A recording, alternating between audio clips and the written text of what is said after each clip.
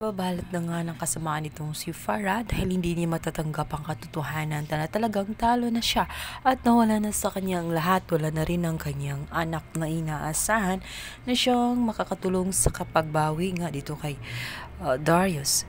Ngayon ay gagamitin na niya ang lahat ng kanyang makakaya at ito nga ay may nabuo siyang masamang plano. Ito nga ay kunin itong si Darius. Naiisip niya kasi nagagawa na naman niya ito ng kapabalaghan. Dadasalan niya ito gamit ang ritual tapos papasukin na naman niya ang katawan ni Darius. Ito niyang guluhin talaga ng bonggang-bongga ang buhay nga ng kanyang pinsan na si Lucy.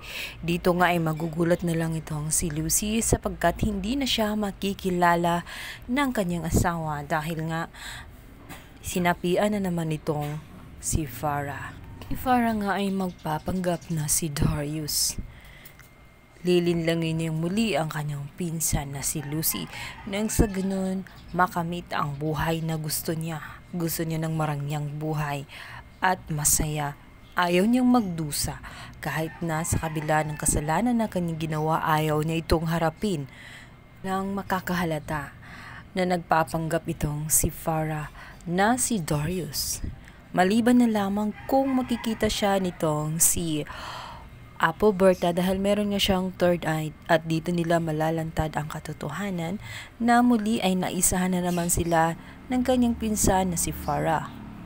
Ito nga ay successful na maiuwi nitong si Lucy ang kanyang asawang si Darius. Sasama naman ito sa kanya, ngunit magugulat na lamang siya isang araw dahil iba na ang mga kinikilos nito kaysa ng mga nakagawian niya.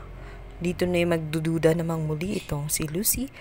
Balit dahil nga sa mga nangyayari at nalaman ni Mamita na dinukot pala ito ni Farah. Kaya naisip ni Mamita na tawagan nga itong si Berta at tingnan kung walang nangyaring masama sa kanyang anak na si Darius. Alam na niya kasi ang mga nangyayari at sa mga ibang bagay na di mapaliwanag. Alam niya ang kakayahan ni Farah na may pagka-witchy-witchy nga ito, kaya mabuti na umano makakasigurong hindi sinapian ng masamang espiritu ang kanyang anak na si Darius dahil dalang-dala na nga siya sa mga nangyayari kay Lucy. Gusto na niya ng tahimik na buhay at talagang sigurado na nasa safe na kalagayan itong si Darius. Ilang banda, tuwang-tuwa naman itong si Cheska dahil sa wakas umuwi na nga ang kanyang daddy na si Darius. Wala namang kamalay-malay siya na ang kanyang kasakasama muli walang iba kundi ang kanyang tita Witchy dahil sinapian nga ang kanyang daddy. Pakabangan ang umiinit at tagpo sa Stalin Live.